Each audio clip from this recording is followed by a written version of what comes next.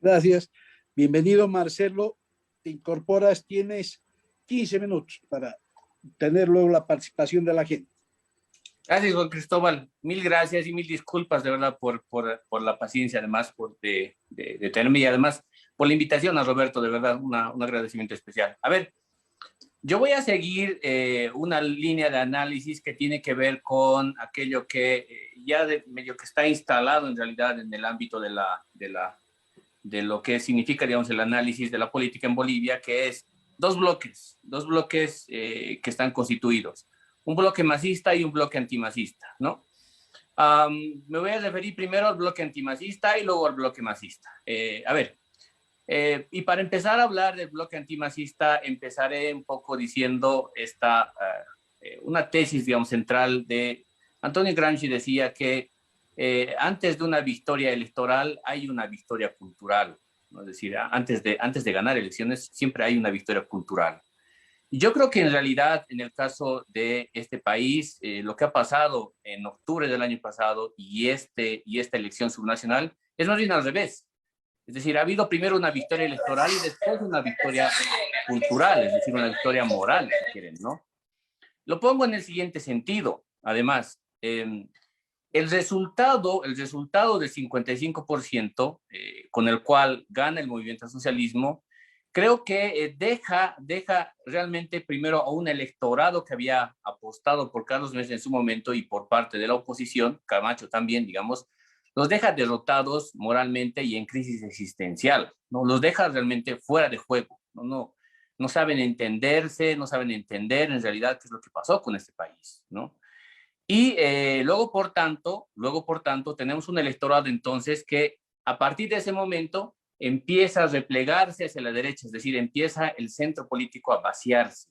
Se empieza a vaciar en gran medida por dos cosas, además del resultado de la elección.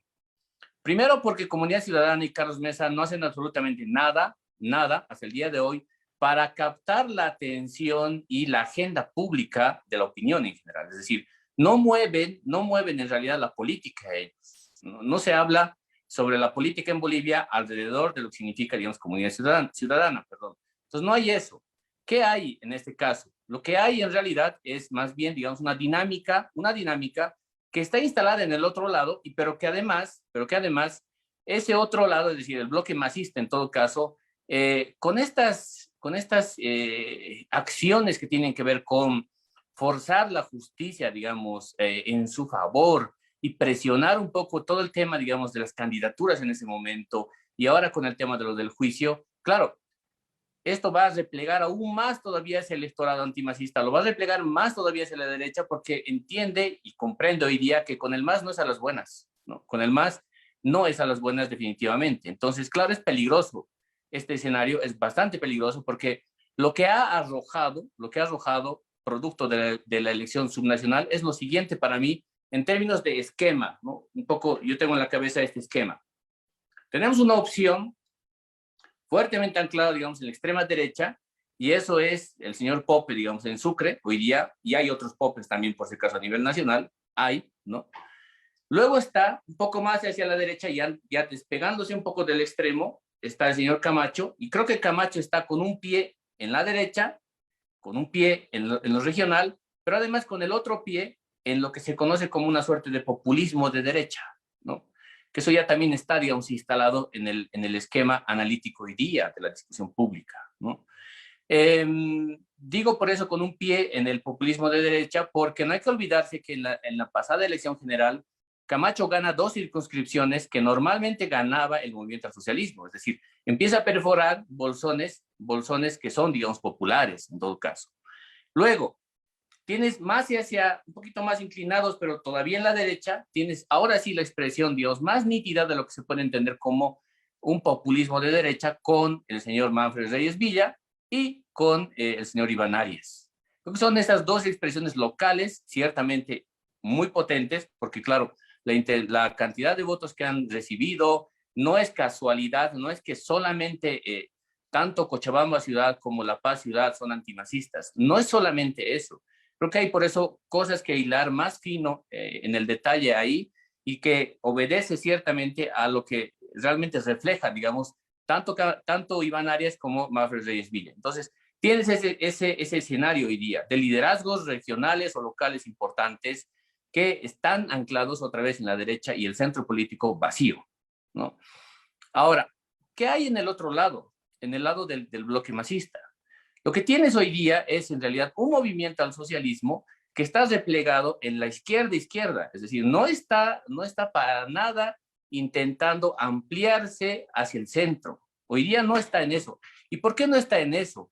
Porque creo que igual que el antimasismo que sufrió, digamos, algunas cosas como resultado, perdón, de la elección pasada de octubre, también el masismo volvió a retomar unos dilemas importantes. Hasta antes de la elección, en el periodo en el cual se elige, por ejemplo, a Luis Arce y a David Choquehuanca, recordarán ustedes como candidatos, que ya había un problema interno en el movimiento al socialismo, porque se les reclamó a Evo Morales por qué no estaba David primero y por qué no estaba también Andrónico, también ahí de candidato principal, ¿no? Entonces, estos problemas vuelven otra vez a hacerse presentes después de la elección nacional, porque ahí sí el movimiento al socialismo empieza a generar una suerte de discusión muy fuerte, muy acelerada, entre lo que es la dirigencia, la burocracia partidista, si quieren, y las bases, es decir, la parte más orgánica del movimiento al socialismo. Hay una dinámica, pero que es de ida y vuelta. La dirigencia interpelando a las bases interpelando a la dirigencia. Tienes ahí un Evo Morales que se repliega como nunca, se repliega a la parte más burocrática política partidaria. Evo Morales ya no es un definidor, digamos, ya no es un articulador de las organizaciones sociales que componen el MAS, sino más bien lo que hace es hacer, digamos, que como que una suerte de que se activen los liderazgos, los dirigentes territoriales, pero de su partido. Algo que no existía como función, digamos, si quieren, dentro del MAS. Entonces empieza a activar eso y eso va a chocar con las organizaciones sociales que forman parte del MAS, pero que reclaman esta idea de el dedazo. El dedazo creo yo que se traduce en esta lógica por eso, de burocratización partidista fuerte que empieza a tener el movimiento al socialismo y que luego, claro, va a generar bastantes descontentos que hoy día se expresan no solamente en la señora Eva Copa, sino también se expresan en el movimiento Tercer Sistema en el Oriente, en ASP, que es otra sigla también que está ocupando, digamos, sitiales importantes, y se expresa también, creo yo, en algo que vamos a empezar a ver con los resultados de esta elección, los resultados oficiales, algo bastante curioso. Hay una base, un grueso del electorado, sobre todo masista, que ha votado cruzado. Y ha votado en muchos casos, pero bastante cruzado, ¿no? Al candidato para alcalde en algún municipio le han votado, digamos, voy a poner un ejemplo, han votado al MTS, pero para los candidatos y la plancha de concejales le han votado al movimiento al socialismo. Vamos a empezar a ver ese tipo de fenómenos muy recurrentemente en los municipios, después de ver los resultados oficiales. Y eso tiene que ver no necesariamente con un criterio ideológico o identitario de bloque, creo que tiene que ver más bien con un tema de intereses, en un sentido bien amplio de la palabra, porque todo el problema que tuvo el movimiento al socialismo hasta ahora, se ha traducido por eso en qué tipo de posiciones estratégicas van a empezar a ubicar, los actores que componen el movimiento al socialismo. Y ese resultado de esta elección, en general de esta elección subnacional que acabamos de pasar, va a generar ciertamente ahora una suerte de un cobro de facturas importantes. Solamente como un ejemplo para contrastar las candidaturas. El peor desempeño en el eje central, excluyendo el Alto, el peor desempeño en el eje central, comparando elecciones subnacionales, está en Santa Cruz de la Sierra, en la ciudad. El peor desempeño es Adriana Salvatierra.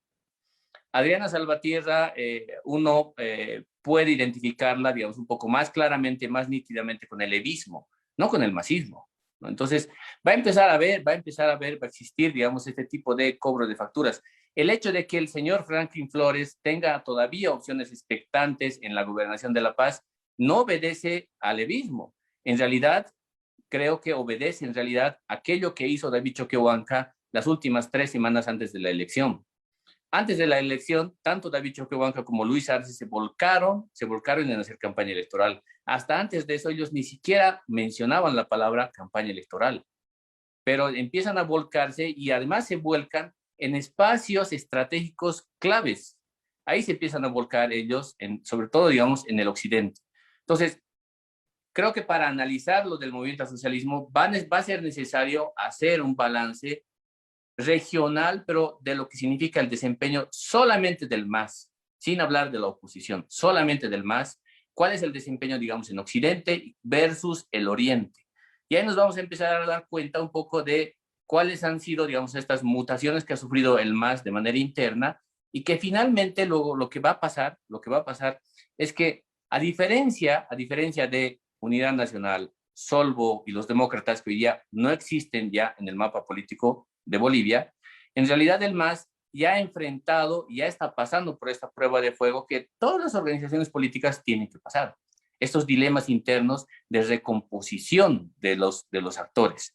Entonces, lo va a pasar y probablemente, dado que lo va a pasar, probablemente esté en mejores condiciones como para proponer qué tipo de ciclo político quiere inaugurarse a partir de 2025. O sea, tendría por eso bastantes reparos con la idea de decir que hoy día el MAS se va a fracturar y va a dejar de existir como partido, o que esta elección pasada fue una suerte de un plebiscito a Luis Arce y David Choquehuanca.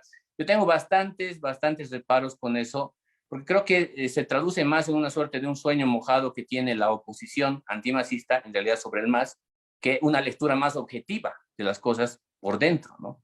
Creo que hay varias cosas por eso que en la dinámica política misma no las estamos viendo, porque nos estamos empezando a cegar en esta idea de qué mal que nos ha ido en octubre del año pasado, pero ahora por lo menos hemos declarado, digamos, a este territorio, a esta alcaldía libre del masismo.